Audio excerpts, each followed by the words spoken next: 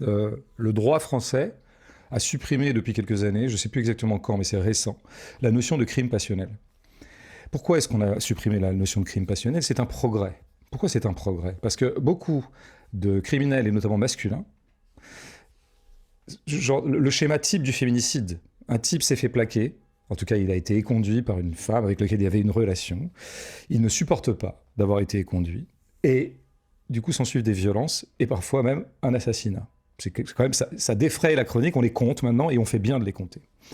Et il se trouve que dans les prétoires, parfois les avocats de ce genre d'individus faisaient valoir la passion comme mobile du crime, ce qui avait valeur pratiquement de circonstance atténuante.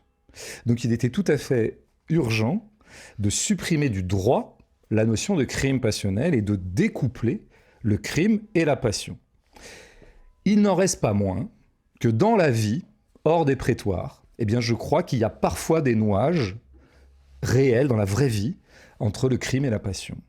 Moi, je crois que dans la vie, il y a des crimes passionnels. D'abord, je pense que ce qui nous porte à tuer, c'est toujours passionnel, au sens le plus large de passion. On est animé par une passion, en l'occurrence celle de tuer. Et qu'il peut arriver que cette passion de tuer ne soit pas complètement dissociée de la passion amoureuse dont cet assassinat est une espèce de conséquence ultime et catastrophique.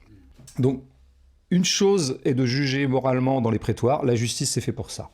La justice, son métier, que je trouve un peu réducteur, mais sans doute nécessaire socialement, c'est de faire ça.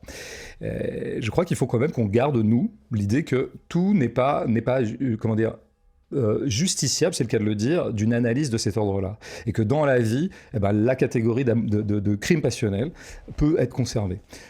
Qu'est-ce qui peut faire droit au crime passionnel? C'est par exemple l'art.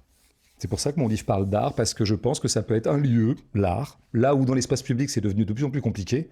Si demain, moi, je dis que M. Pellico, pour prendre vraiment le criminel de l'année, et voire même de la décennie, M. Pellico, il y avait quelque chose encore un peu de la passion en lui pour sa femme qui frayait dans ce qu'il lui a fait subir.